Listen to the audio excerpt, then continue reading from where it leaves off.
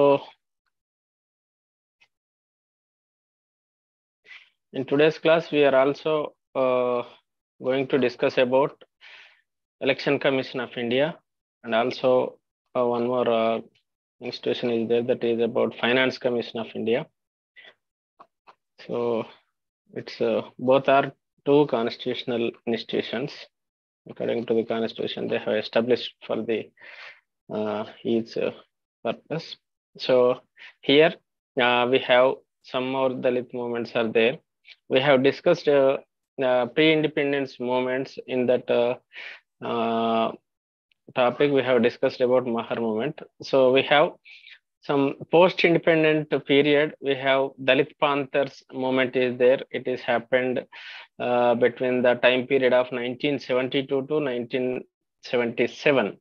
So it is happened in Maharashtra.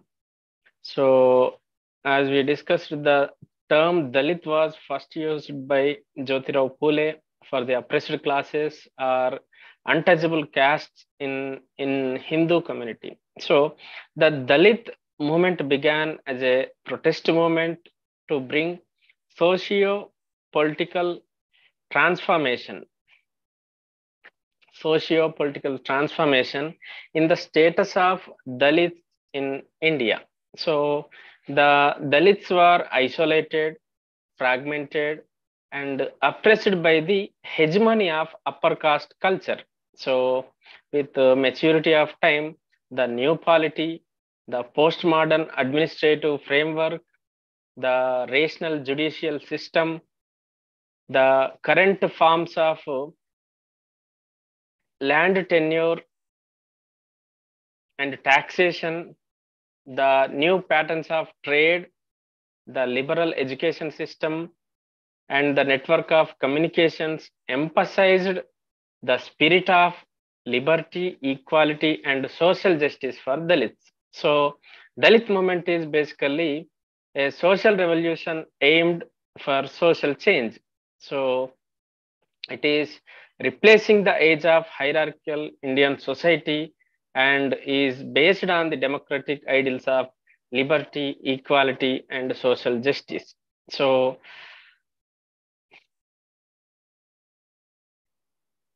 in that particular part, we have Dalit movements in that concept. We have Dalit Panthers movement, which is happened in Maharashtra during the period of 1972 to 1977. So here in the time period of 1972, the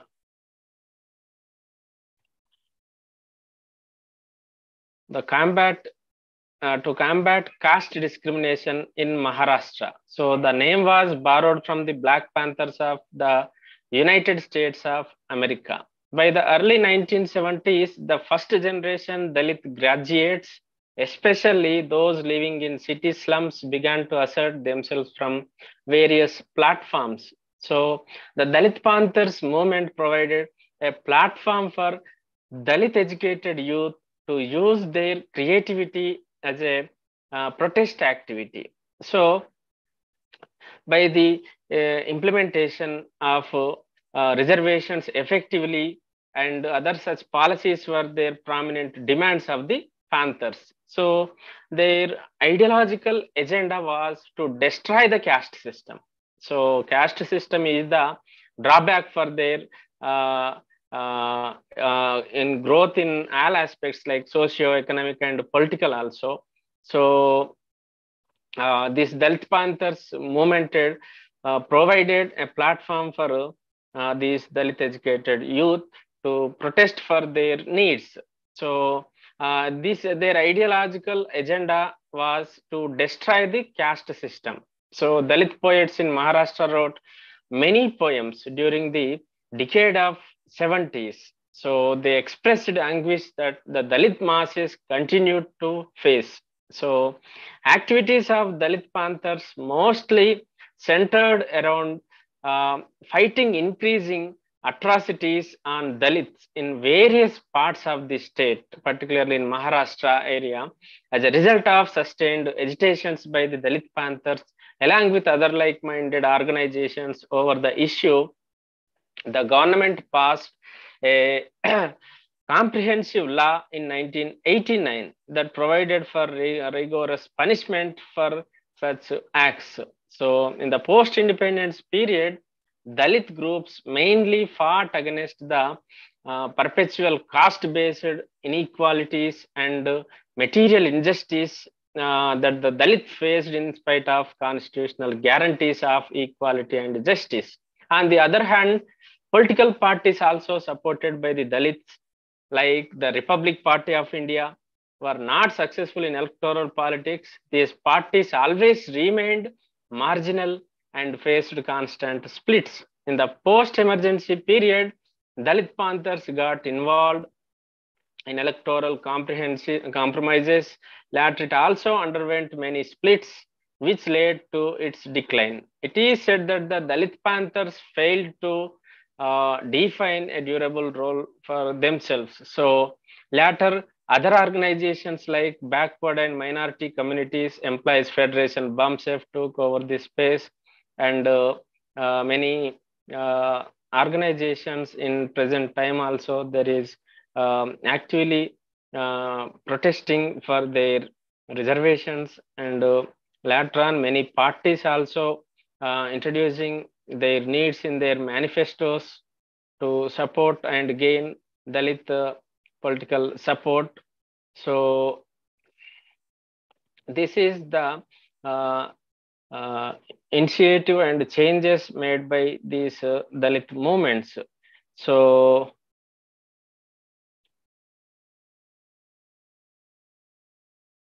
this is about Dalit Panther movement in Maharashtra, which was happened between the period of 1972 to 1977.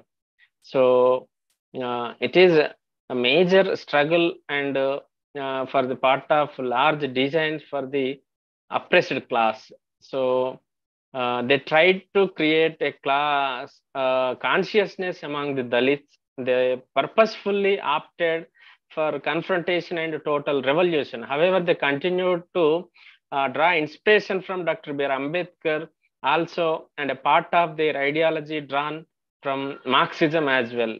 So if we see some of the achievements of the Dalit Panthers, like Dalit Panther Party provided courage to fight against the ghastly incidents perpetrated by the Dalits, and also they shattered the myth that the untouchables are mute and passive. They raised their voice against the unjust caste system, and also they acted as bulwark against the power politics and Republican Party leaders. So they started a debate on Dr. Ambedkar's ideology. They compelled the government to fill the backlog. They were able to create counterculture and separate identity. They made popular the term Dalit in preference in terms such as Harijans and untouchables. They captured the imagination of the younger generation, projected a militant image through their tactics and confrontations. So the changes, many changes happened with the spirit of this Dalit Panthers movement. So here we have syllabus about major environmental movements in India. So it is also an important factor in present scenario. Since 1970s, there has been a great deal of concern about unchecked exploitation of natural resources, depletion of natural resources, industrial pollution, and ecological imbalances. Concerns were also raised against the problems of displacement, loss of livelihood of rural poor caused by construction of huge multi-purpose dams or projects across rivers, as well as nuclear power plants that have had disastrous effect on human lives in the surrounding areas. So all these factors lead to rise of movements by nature loving citizens. So they try to establish linkages between ecological, social, and mythical values through scientific studies. Environmental campaigns and cultural religious references thus led to the emergence of eco-politics and environmental politics. If you see the movement for protection of environment, so when forests have been increasingly felled for commercial and industrial purposes, forest dwellers have sought to protect their livelihoods through non-violent resistance. Such environmental movements have emerged in the Himalayan regions of Uttar Pradesh and tropical forests of Karnataka. So we have syllabus about Chipko movement, Apiko movement, and Silent Valley movement, and Narmada Bachao Andolan. So if we see in detail, some major environmental movements are there. These movements often involve a diverse range of individuals and groups, including scientists, activists, non-governmental organizations, community organizations, and concerned citizens also. So the goals of environmental movements are to promote sustainability and to protect the environment and natural resources. So they also raise awareness about the impacts of human activities on the planet. So environmental movements also play an important role in advocating the policies for changes such as stronger environmental protections and regulations on industries and businesses. So we have syllabus. First moment is about Chipko movement. So the Chipko movement took place in the Chamoli district of Garhwal division of Uttarakhand in April 1973. So the name Chipko comes from the Hindi word to hug, as the movement involved hugging trees to prevent them from being cut down by loggers. So Chipko movement is among one of the most famous environmental movements in India. So it was a type of non-violent protest based on Gandhian ideology. So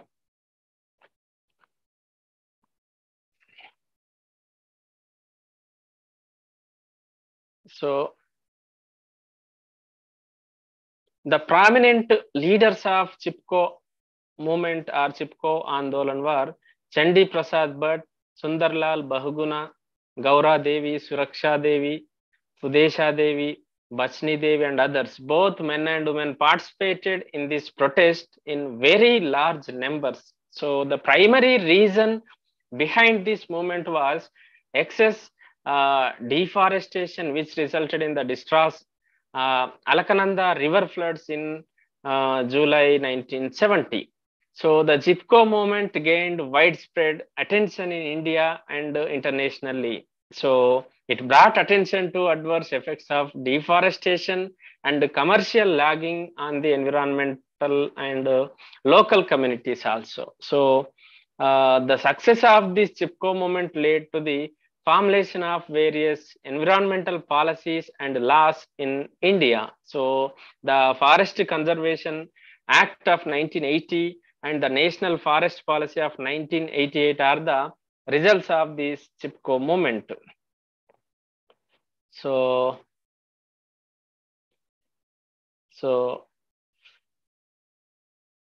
Mr. Bahuguna, Sundarlal Bahuguna enlightened the villagers by conveying the importance of trees in the environment, which checks the erosion of soil, causes rains, and provides pure air. So the women of Advani village of Tehri Garhwal tried the sacred thread around the trunks of trees and they hugged the trees. Hence, it was called the Chipko movement or hug the tree movement. So the main demand of this movement, people in this protest was that the benefits of the forest, especially the right to fodder, should go to the local people. So the Chipko movement gathered momentum in 1978 when the women faced police firings and other tortures.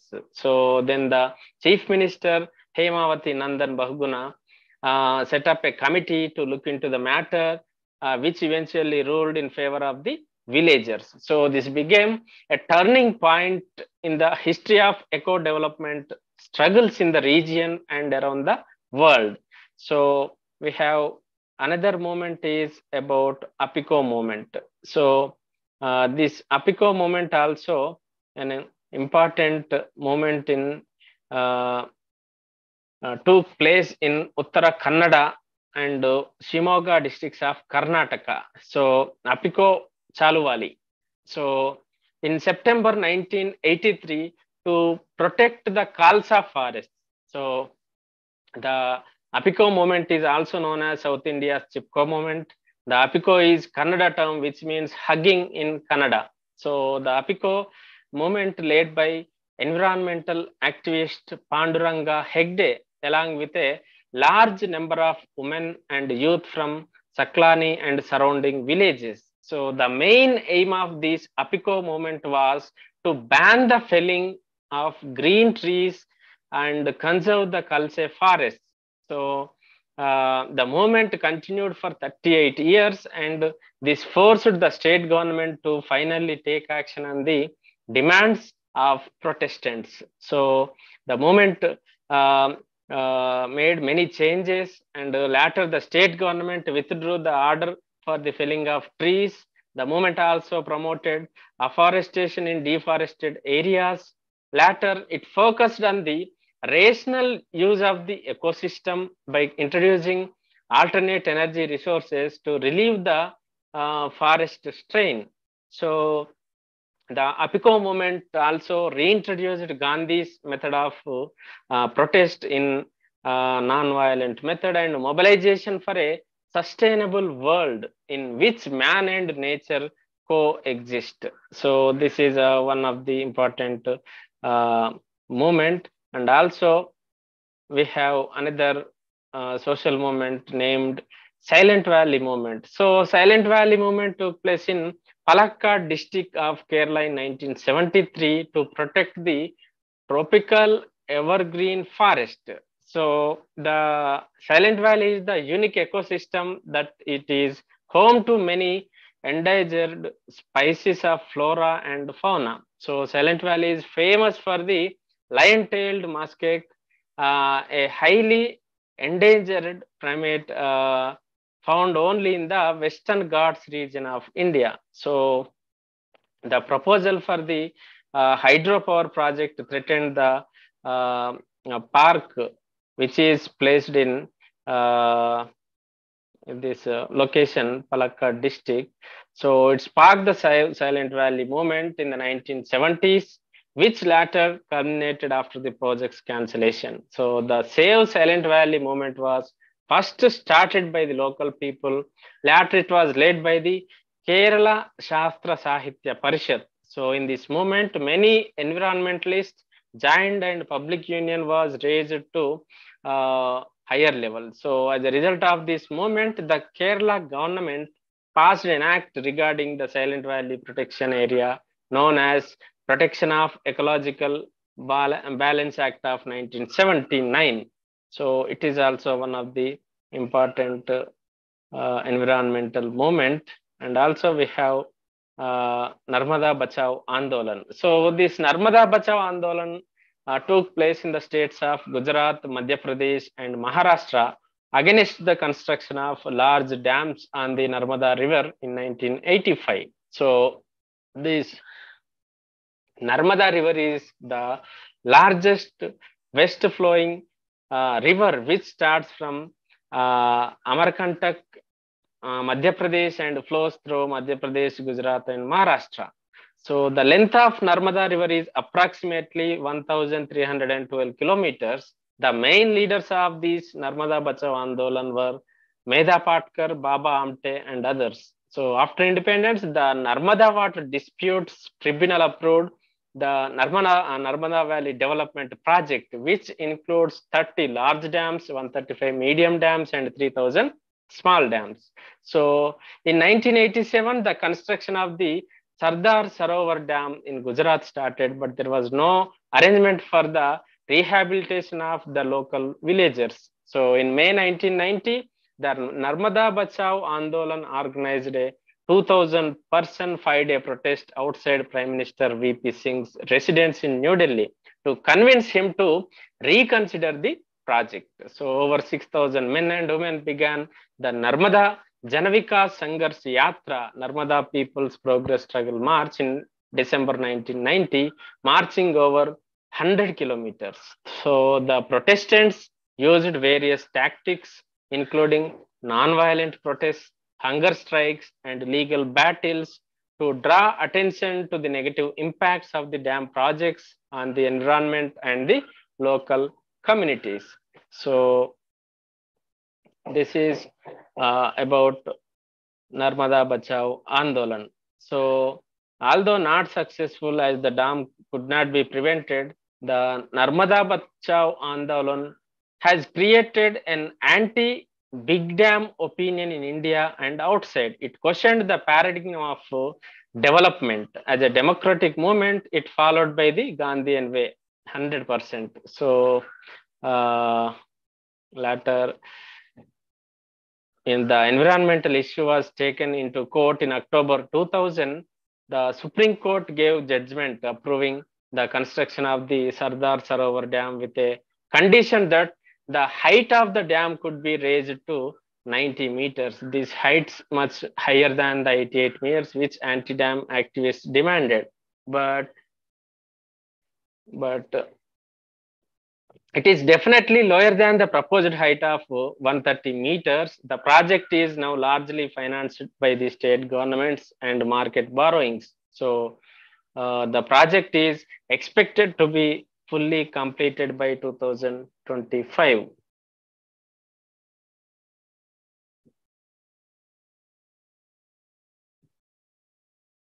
So this is about Narmada Bachao Andolan. There are several disputes also there, like Tehri Dam conflict and Jangil Bachao Andolan also is there about environmental issue, and Bishnoi movement also is there in Rajasthan state. It is also aimed at save sacred trees from being cut down by the king soldiers for new palace before independence also. So many major movements changed green revolution. So environmental movements favors the sustainable management of natural resources. So these movements often stress the protection of the environment via changes in public policy.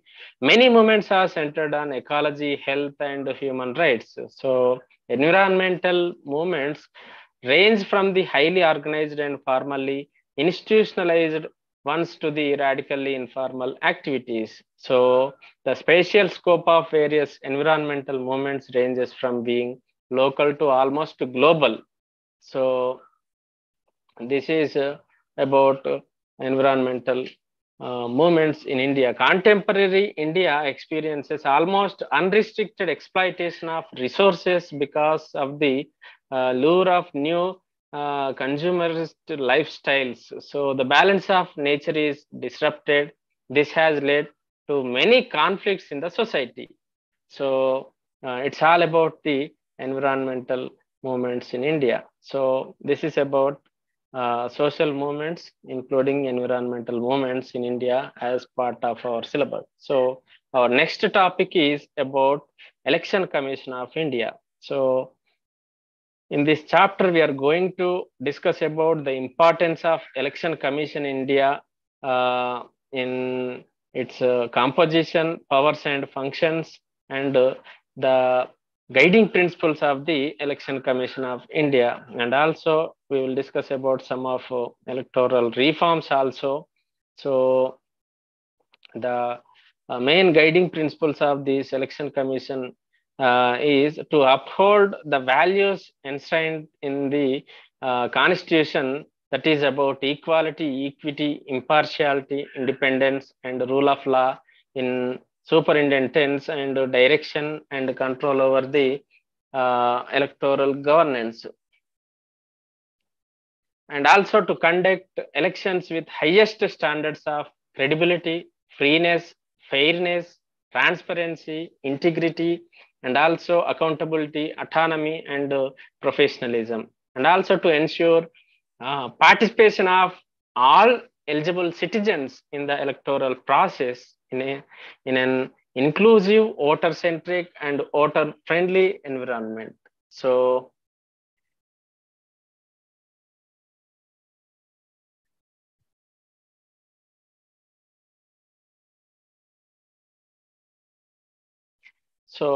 it is also established for the purpose of to build quality infrastructure for to conduct a smooth electoral process and to adopt technology for improvement in all areas of electoral process and to engage with political parties and all stakeholders in the interest of electoral process. So if we see the composition of this election commission of India, so the election commission is a permanent and an independent body established by the Constitution of India directly to ensure free and fair elections in the country. So Article 324 of the Constitution provides that the power of superintendence, direction, and control of elections to Parliament, state legislatures, and also the office of President of India and the office of Vice President of India shall be vested in the Election Commission hands. So if we see the composition of Election Commission of India, the Constitution provides certain provisions in relation to the composition of Election Commission. So the Election Commission shall consist of Chief Election Commissioner and such a number of other election commissioners, if any, as the President may from time to time fix. So the appointment of Chief Election Commissioner and other election commissioners shall be made by the President of India.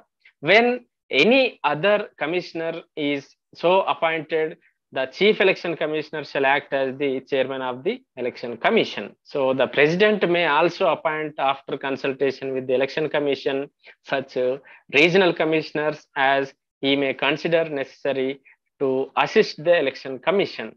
So the conditions of the service of tenure of the office and the election commissioners and the regional commissions shall be such as the President may by the rule. So today the Election Commission has been functioning as a multi-member body consisting of 3 election commissioners.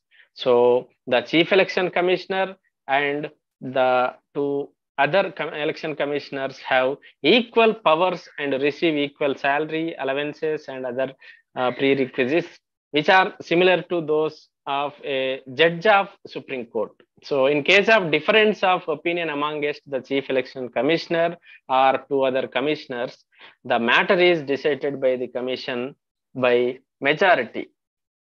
And also they hold office for a term of 6 years or until they attain the age of 65 years, whichever is earlier, and can resign at any time or can also be removed before the expiry of their term.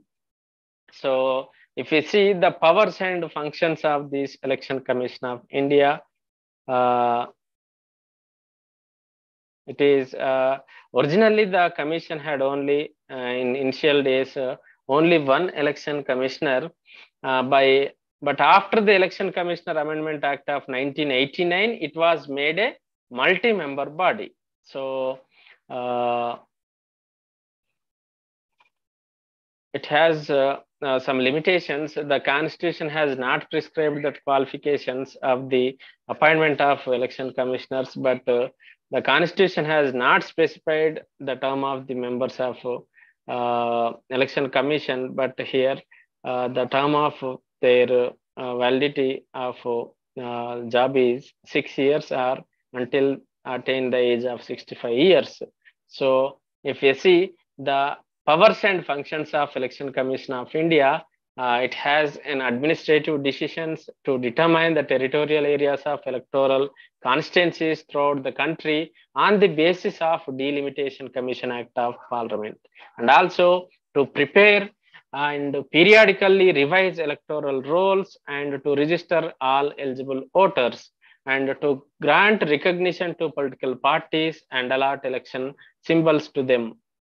And also, election commission ensures a level of playing field for the political parties in election fray through strict observation by them of a model code of conduct evolved with the consensus of political parties. It decides the election schedules for the to conduct elections, whether general elections or by elections. And also, it has advisory jurisdiction and quasi judicial functions.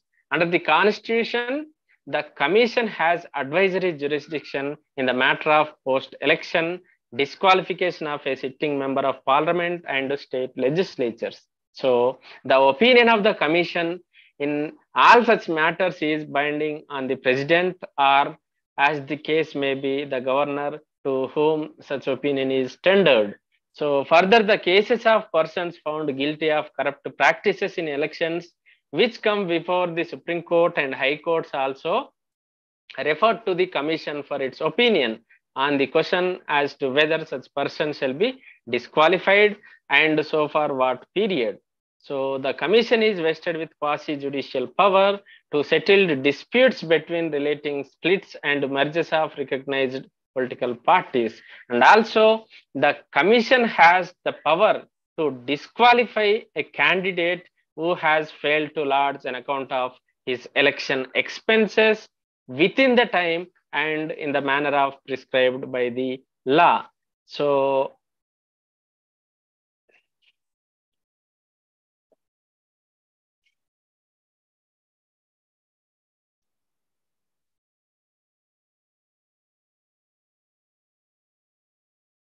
and also we have state election commissions also there. Every state is having a state election commission. So if you see the importance of election commission of India, the election commission has successfully conducting national as well as state elections since 1952. Now it plays an active role to ensure the greater participation of people in elections. So the commission has brought discipline among the political parties with a threat of de-recognizing if the parties fail to maintaining inner party democracy. It supports the values preserved in the Constitution, that is about equality, equity, impartiality, independence, and rule of law, direction and control over the electoral governance. So, Election Commission of India helps in conducting elections with the highest standard of credibility, fairness, transparency, integrity, etc. So some challenges also faced by the Election Commission: increased violence and electoral malpractices under influence of money have resulted in political criminalization, which Election Commission of India is unable to arrest. So this Election Commission is not adequately equipped to regulate the political parties. It has no power in enforcing inner party democracy and regulation of party finances. Election Commission of India is becoming lesser independent of executive, which has impacted its image. Allegations of EVMs, electronic voting machines, was malfunctioning, getting hacked, and not registering votes for the trust of the general masses in Election Commission of India. So until the controversy related to the glitches in EVM settles down, the commission needs to establish its trust amongst peoples by installing VVPATs, voter verifiable paper audit trail system, in more and more constituencies. So the challenge before Election Commission of India is to be vigilant and watchful against the pollution at the lower level of civil and police bureaucracy in favor of the ruling party of the day. So the second Administrative Reforms Commission report recommended that collegium headed by the Prime Minister with the Speaker of the Lok Sabha, the Leader of Opposition in the Lok Sabha, the Law Minister and the Deputy Chairman of Rajya Sabha as members should make recommendations for the consideration of the President for the appointment of Chief Election Commissioner and the Election Commissioners. So this is about election commissions. So we have state election commissions also.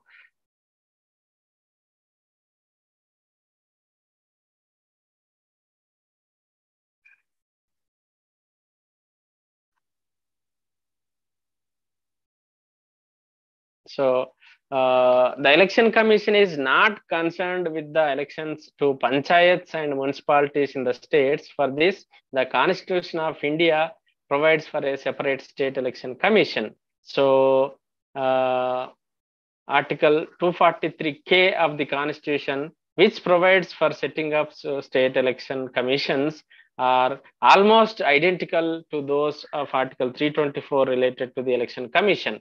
So in other words, the state election commissions enjoy the same status as the Election Commission of India. So the Supreme Court ruled that serving bureaucrats must not be appointed as election commissioners to ensure that the independence of the office of the election commissioner is not compromised. So in 2019, Election Commission of India in the general elections announced a series of new measures to keep a check on social media to ensure free and fair elections also. There are several reforms also there. If we see the electoral reforms, majorly there are early decades of our Indian democracy, the political elite embraced voluntarily in the concept of free and fair elections and followed the model code of conduct. But some of the important initiatives has been taken by the Election Commission, like electronic voting machines in 1989. A provision was made to facilitate the use of EVMs, electronic voting machines, in elections. So the EVMs were used for the first time in the general elections to the Assembly of Goa in 1999, and EPIC cards also, electors photo identity card. The use of electors photo identity cards by the Election Commission is surely making the electoral process simple, smoother, and quicker.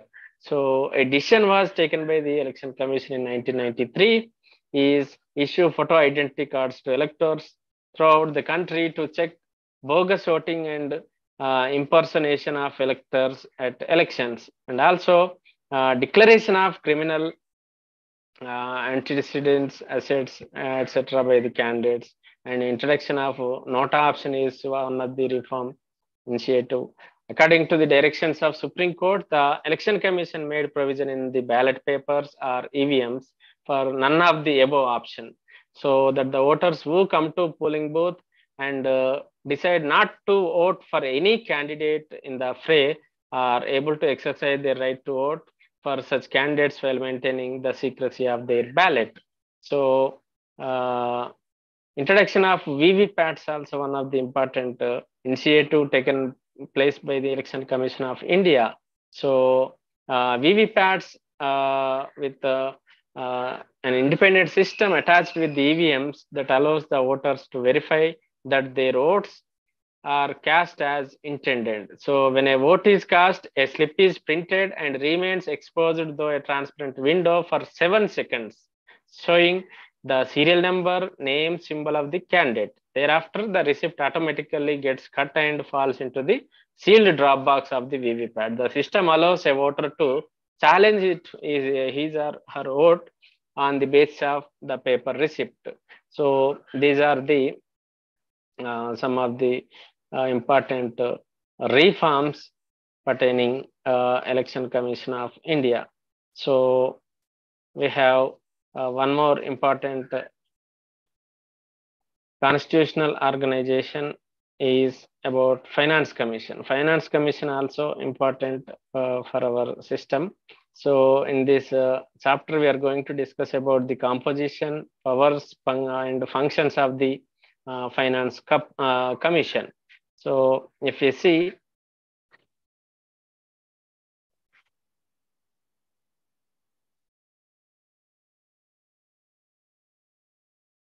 the Finance Commission is a constitutionally mandated body that is at the center of fiscal federalism. So it is constituted by the president under the Article 280 of the Constitution of India. So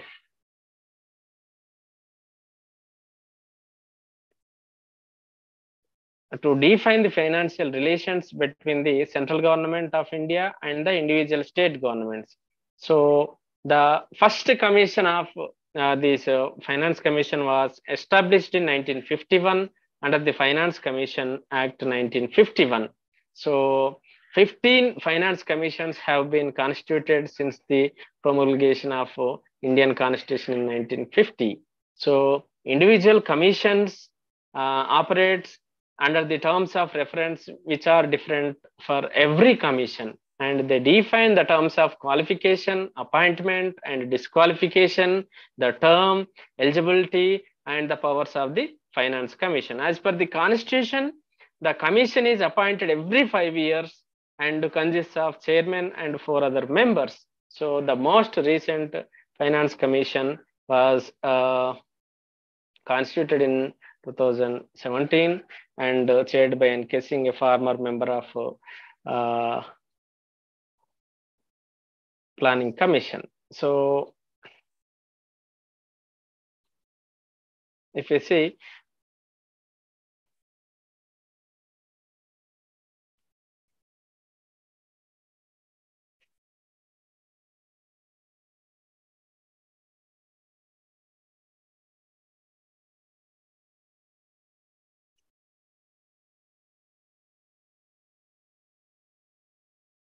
just a second. So this 15th commission is this operational duration is from 2020 to 2025. So the chairman of this 15th Finance Commission is N.K. Singh, former member of Planning Commission. So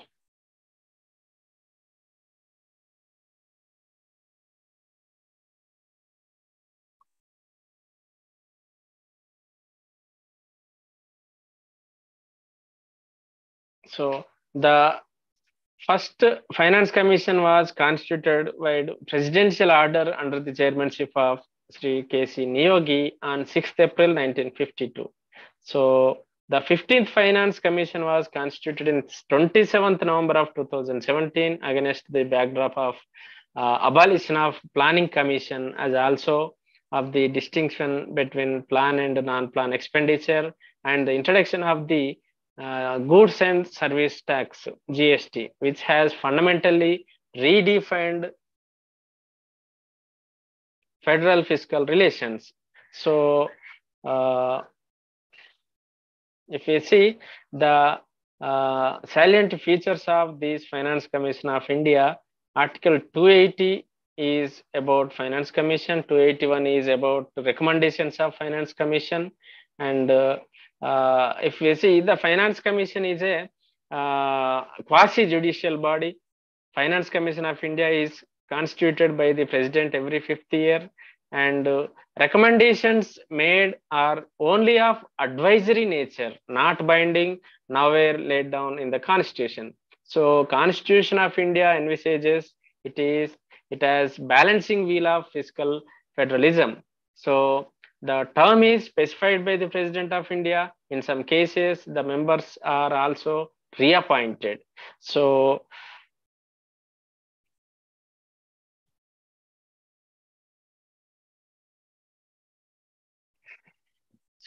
the duty of the commission is to make recommendations to the president as to about the distribution of net proceeds of the taxes between the union and the states, or between the states of the respective shares of such proceeds.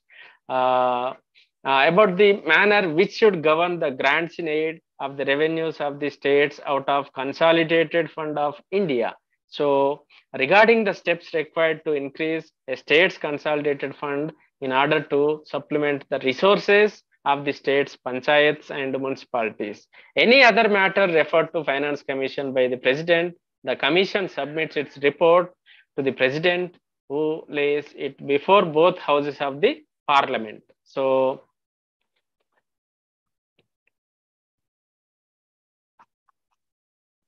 the borrowing power of the union shall have the unlimited power of borrowing either within India or outside upon the security of revenues in India. But the limit to exercise such power of the union is fixed by the Parliament from time to time. So the normal financial matters between the center and states are subject to be modified in different cases of emergencies. And when the proclamation of financial emergency is made by the President, it shall be competent for the union to give directions to the states. So must adhere to any financial proprietary rules and other protective measures that may be specified in the directions. So to reduce the salary and allowances of all the persons serving under the affairs of the state, including the judges of the High Court, to reserve all money bills and financial bills for the consideration of the President after getting passed by the legislature of state when during the if we implementing the financial emergency. So if we see the recommendations of financial commissions, every financial commission is recommending many advisory directions to the President to implement a fair sharing of taxes and economic relations between the financial relations between the center and state. If you see the powers and functions, the Election Commission is a permanent and independent body established by the Constitution of India.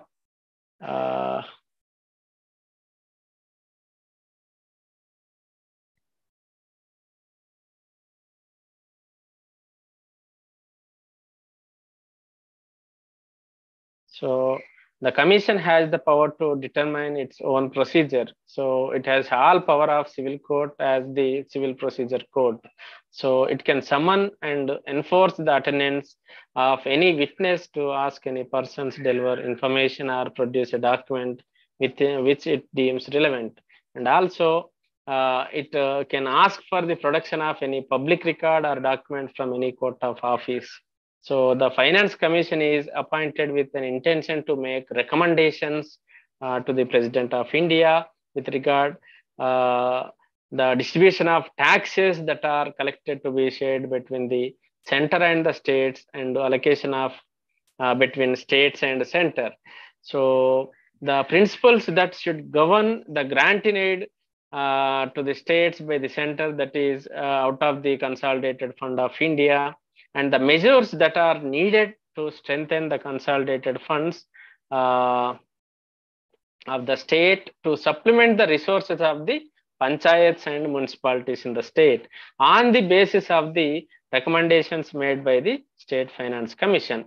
Any other matter or any other matters that are referred to it by the President in the interest of sound finance of the nation. So the Finance Commission has to submit its report to the President of the nation, and he in turn lays in before the both houses of the Parliament along with an explanation memorandum as the action taken on its recommendations. So it is completely an advisory body.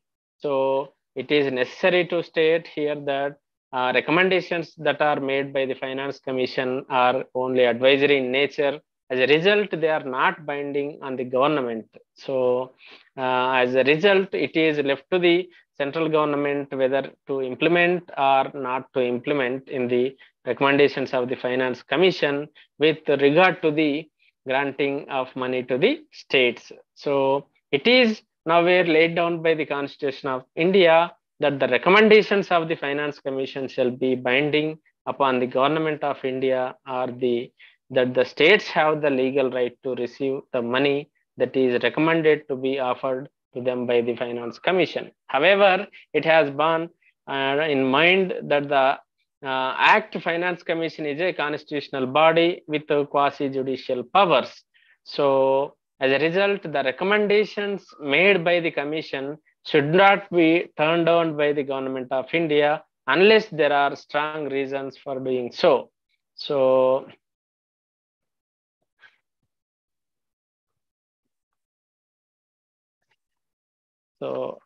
uh,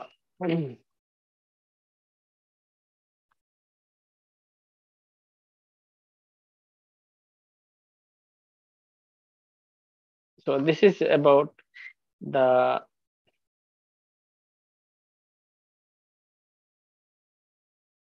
Finance Commission in India. So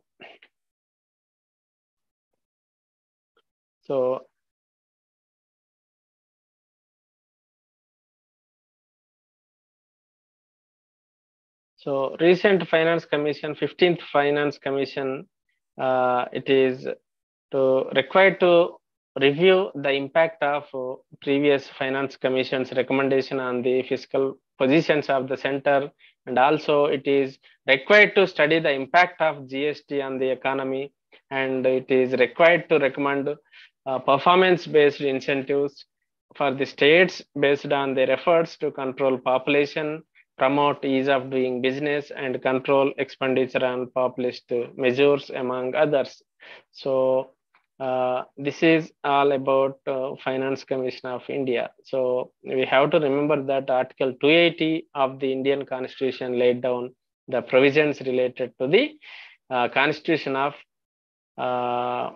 Finance Commission, and Finance Commission Act of 1951 supplemented the provision of the Constitution. So this is about our today's class.